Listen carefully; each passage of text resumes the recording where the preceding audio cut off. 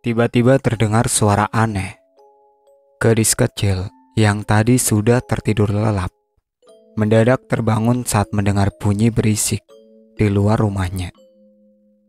"Kakak, kakak," lirih suaranya, tapi terdengar jelas di telinga dia.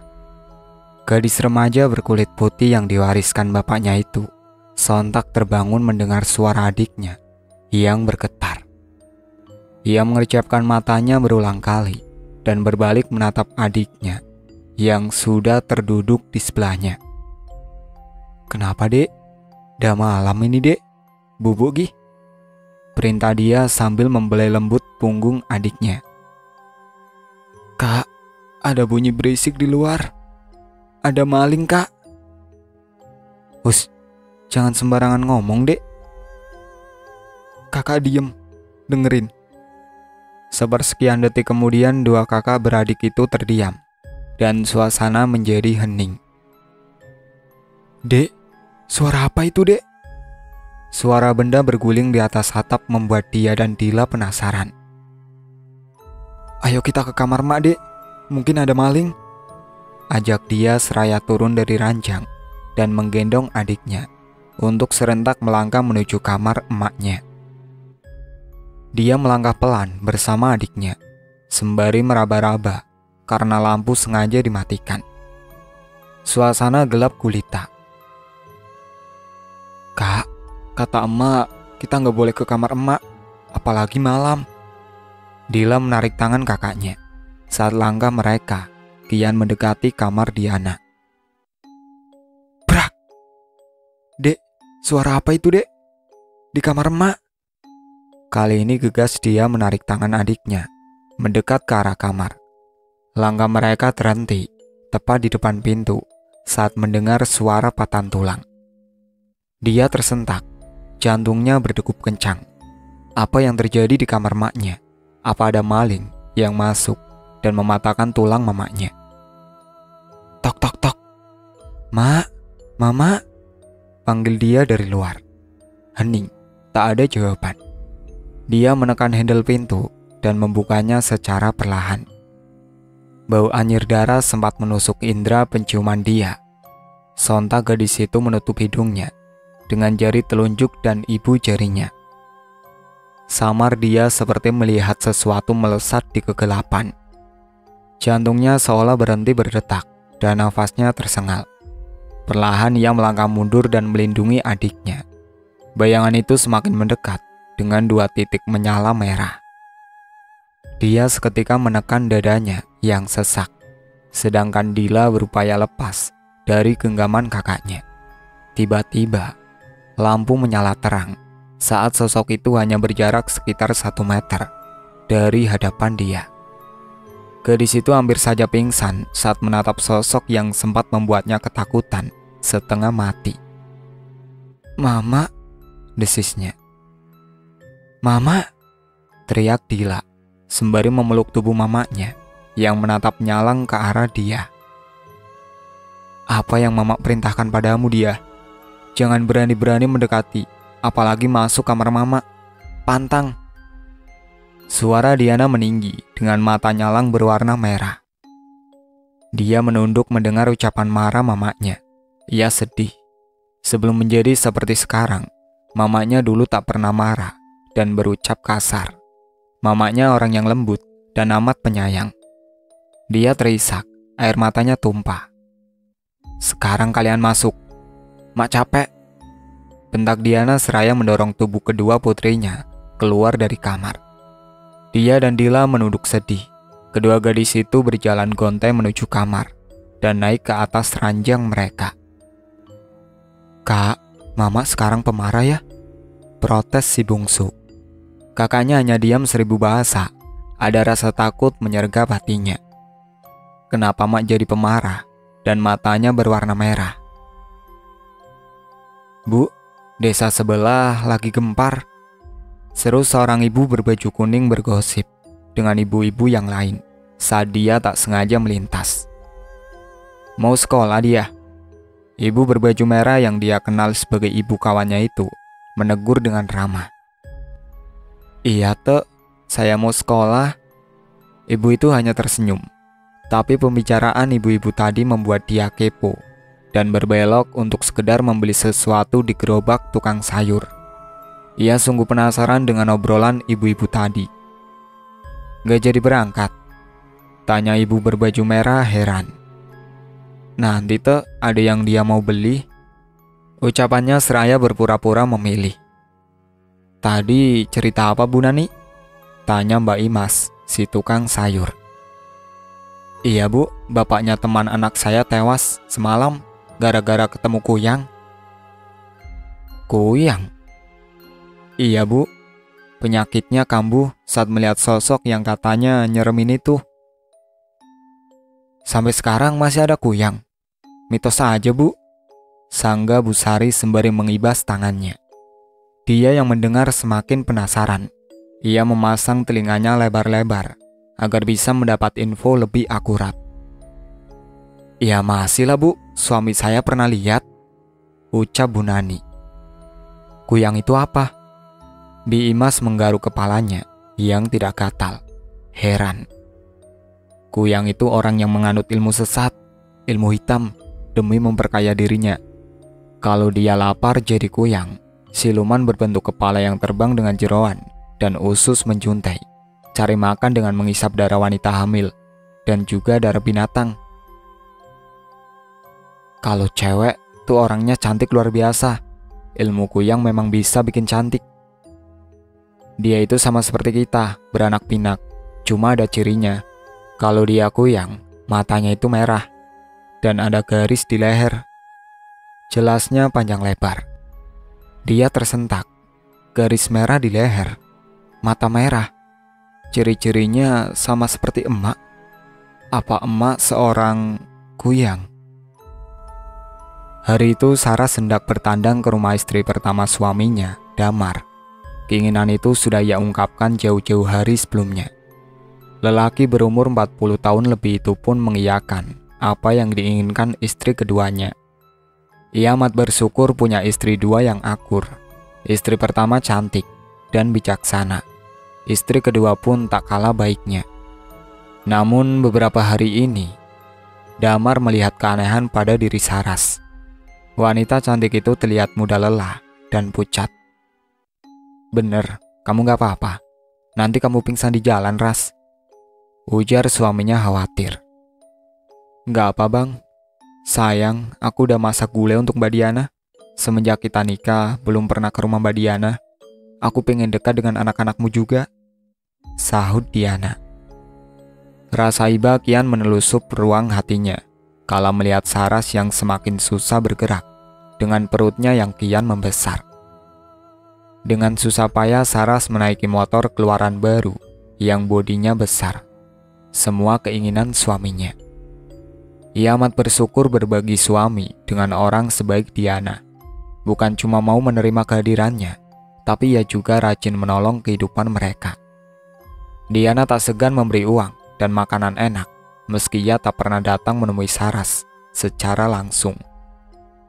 Berkat budi baiknya lah, Saras merasa perlu untuk membalas kebaikan mereka dengan cara mencurahkan perhatian kepada kedua buah hati mereka. Motor melaju pelan. Damar begitu protektif dengan kehamilan Saras. Terakhir periksa, dokter mengatakan jenis kelamin anak mereka laki-laki, sesuai keinginan dan impian Damar selama ini. Sebenarnya ia tak enak, datang membawa madu pasti membuat Diana sakit hati. Itu tak dapat dipungkiri. Sebaik apapun istri pertamanya itu, rasa cemburu pastilah ada, dan anaknya. Apa mau menerima wanita yang merebut bapak mereka? Damar menjejakkan kakinya di halaman rumah yang sedang direnovasi. Ia tertegun saat melihat rumah yang sebulan ini tak ia datangi sudah lebih besar dan terlihat mewah. Ya ampun bang, mantap banget rumah Mbak Diana sekarang. Pantaslah ia sering memberimu uang. Saras berdecak kagum melihat rumah istri pertama Damar. Udah, ayo masuk, di luar panas, ajak Damar. Assalamualaikum, ucap mereka serentak saat masuk ke dalam teras yang masih berantakan dengan alat pertukangan dan bahan bangunan. Waalaikumsalam, Pak. Yang punya rumah pergi, yang ada cuma anak gadisnya dan anak bungsunya, sahut tukang rumah dengan ramah. Iya, Pak, saya suaminya, jawab Damar seraya mengulas senyum. Ia kemudian menggandeng Saras memasuki rumah yang sudah nampak banyak perubahan. Samar ia melihat anaknya dia sedang menonton TV yang ukurannya sangat besar, 4 kali lebih besar dari TV yang ada di rumahnya. Gadis remaja itu sedang asik menyemil makanan ringan berbungkus hitam. Dia, panggilnya pelan saat sudah semakin dekat. Ia rasa anaknya itu tak menyadari kehadirannya. Gadis yang baru saja masuk 16 tahun itu menoleh dan terperanjat melihat kedatangan bapaknya yang tiba-tiba. "Bapak?" lirihnya. Ia terdiam saat melihat wanita yang amat ia benci berdiri di balik tubuh bapaknya dengan senyum terpaksa. "Hai dia, ini Tante Saras bawa gulai, kamu sudah makan?" Dia menghela nafas dalam, teringat pesan mamanya agar bisa memaafkan Saras dan menerima kehadirannya dengan baik jika ia datang ke rumah. "Sudah Tante, nanti dia makan," jawabnya dengan bibir bergetar. "Silakan duduk Tante," lanjutnya. Damar tersenyum getir, anaknya memang sudah dewasa. "Dila mana?" tanya Damar saat tak mendapati anak bungsunya di rumah. "Ikut mama ke dealer mobil. Emak mau beli mobil buat antar kakak sama adik sekolah." Mobil?" Mata Damar terbelalak saat mendengar istri yang ia sakiti kini mampu membeli kendaraan beroda 4. "Iya mobil, cash lagi." Dia semakin gencar, membuat bapaknya shock. "Cash? Bagaimana Tiba-tiba suara klakson mobil di luar membuat Damar menghentikan ucapannya. Segera anak dan bapak itu serentak berlarian keluar, sedangkan Saras dengan perasaan tak karuan duduk menunggu di dalam. "Mama!" teriak dia saat melihat mamanya turun dari mobil dan seseorang di sampingnya yang berpakaian rapi. Setelah menyerahkan kunci, lelaki itu pamit. Diana terenyak saat melihat suami yang ia cinta ada di samping dia. Sudah sebulan ini ia memang tak mengizinkan lelaki itu berkunjung ke rumahnya. Ia ingin saat lelaki itu datang, rumahnya sudah selesai direnovasi dan mobil sudah ada di garasi. "Kau beli mobil Diana?" tanya Damar. "Iya bang, rezeki istri yang disakiti," singgung Diana seraya tersenyum kecut ke arah lelaki yang masih berdiri terpaku karena ucapannya. "Masuk bang, kau datang sendiri?" "Enggak, aku datang sama Saras." "Oh, mana dia?" sahut Diana. Matanya mengedar mencari keberadaan mangsanya itu. Bau darah manis terasa amat menggugah selera Diana. Lidahnya mengecap berulang kali. Saras, sudah lama," sapa Diana saat melihat wanita yang membuat hatinya sakit, tapi memberikan keuntungan untuknya itu sedang duduk manis di ruang TV miliknya. "Baru saja Mbak." "Ini aku bawakan gulai buatanku Mbak." Saras menyerahkan rantang berisi makanan pada Diana. Diana menerima, tapi matanya tak lepas dari perut Saras. Rasa haus tiba-tiba menyergap dirinya. "Terima kasih Saras. Oh iya, nampaknya kau lelah. Istirahatlah di kamar tamu dulu," tawar Diana. Wanita hamil itu tampak ragu, tapi tubuhnya mendadak semakin lemah dan rasa lelah kian menyergap. "Bang, apa aku boleh numpang beristirahat bareng sejenak di sini? Mendadak tubuhku lemah seperti kehabisan tenaga," pinta Saras saat Damar datang mendekat. Damar pun tampak ragu. Tapi pada saat ia memandang Diana yang malah tersenyum tulus, ia akhirnya mengiyakan pinta Saras. Dibantu Damar, Saras masuk ke kamar yang lumayan luas, dengan perabotan mahal dan wangi yang menyeruak. Setelah berbaring, Damar keluar dan mendekati Diana yang ingin masuk ke dalam kamar. "Kamu jangan masuk kamar ini bang, ini khusus kamarku," cegah Diana saat Damar ingin ikut masuk bersama dirinya. Kenapa? Aku kangen, Dik. Kamu tambah cantik dan wangi. Puji Damar dengan wajah berbinar. Oh, nggak bau dapur lagi, sindir Diana. Teringat dulu waktu Damar menghina dirinya yang bau dapur. Di, ayolah, abang kepengen. Damar menarik Diana dalam pelukannya. Ia mengusul-ngusul wajahnya di lehernya yang tertutup hijab. Us, jangan di sini. Ayo ke kamar yang lain, ajak Diana seraya menarik tangan suaminya. Suasana hening dan sepi, padahal waktu masih menunjukkan pukul 10 malam. Setelah mendapat jatah hingga 3 ronde, Damar kelelahan dan tidur nyenyak. Begitupun Saras. Diana yang sejak siang sudah kehausan, tak sabar untuk mendekati kamar Saras dan mengisap darahnya dari dekat. Pelan ia membuka pintu, perlahan ia mendekati kamar Damar dan Saras. Saat sedang asik mengisap dari depan pintu, tiba-tiba, "Ma, ngapain di depan kamar tante?" Dek. Diana terdiam dan menoleh ke asal suara.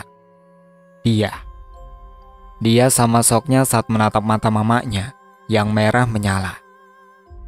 Tanpa mengucap sepatah kata pun Diana berlalu dari hadapan dia yang masih terdiam. Jantungnya berdegup kencang melihat tatapan dan sikap mamanya yang aneh. Sekilas dia tak sengaja melihat garis merah di leher mamanya. Persis seperti yang dibicarakan ibu-ibu komplek saat mereka sedang berguncing di lapak Mamang Sayur. Dia mundur perlahan, menghirup udara sebanyak-banyaknya, menetralisir perasaan takut yang berkecamuk dalam dada.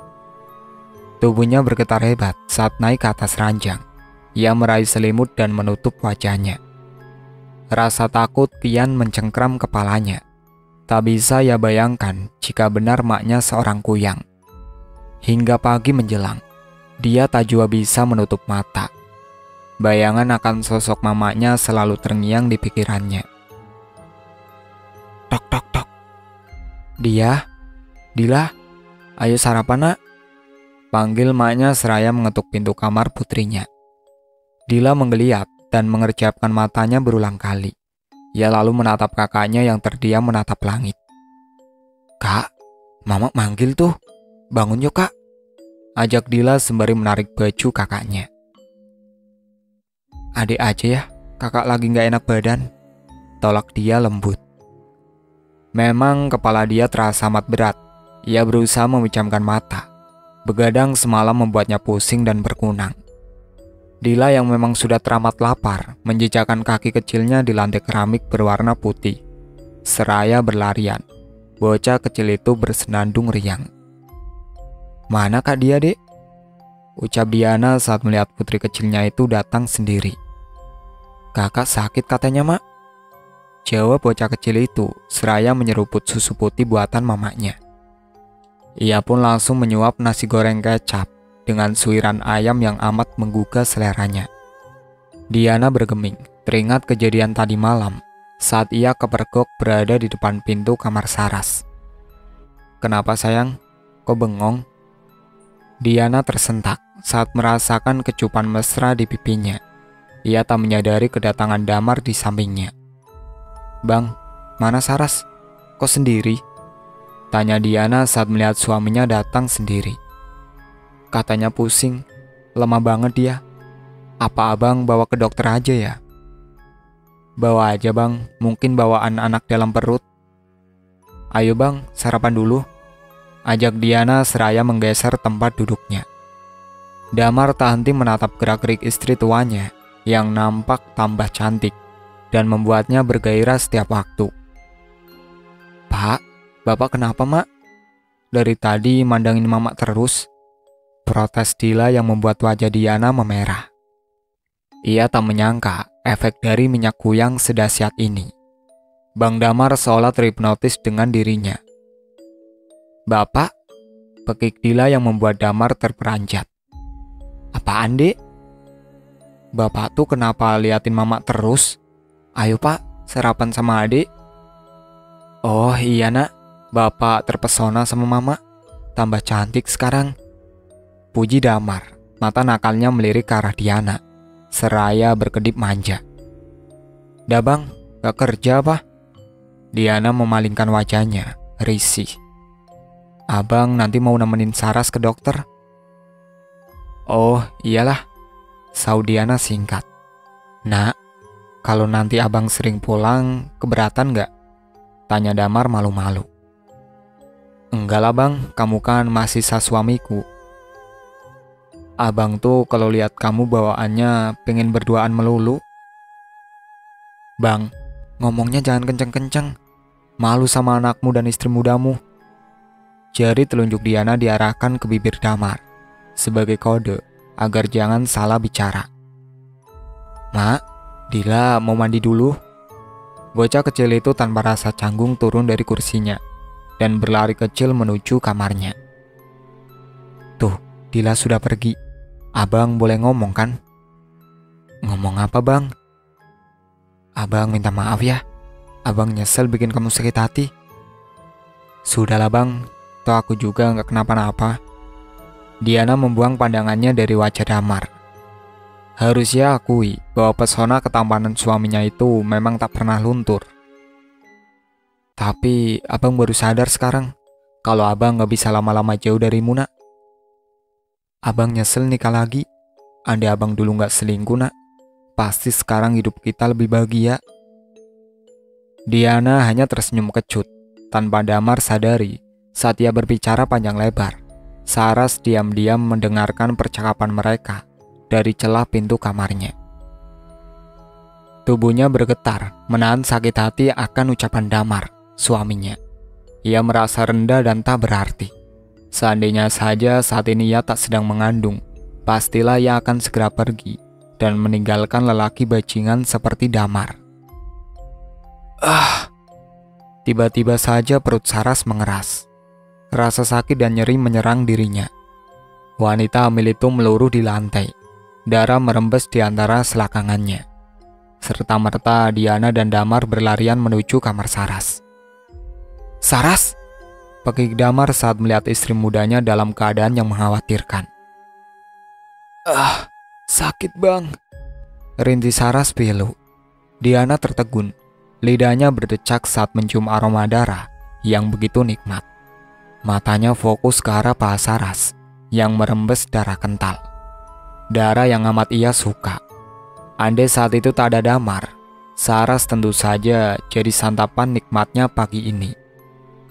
Nak, tolong bantu panggilkan taksi online. Kita bawa ke rumah sakit, pinta Damar. Diana mengangguk dan segera melakukan perintah Damar. Tak lama taksi pun datang. Damar dan Diana bersama bahu-membahu membawa Saras menuju rumah sakit. Dila dan dia tinggal di rumah. Sampai di sini dulu ceritanya. Nantikan kelanjutan ceritanya di part berikutnya. Jangan sampai ketinggalan part demi part, karena cerita kali ini itu sangat seru. Sekian dari saya.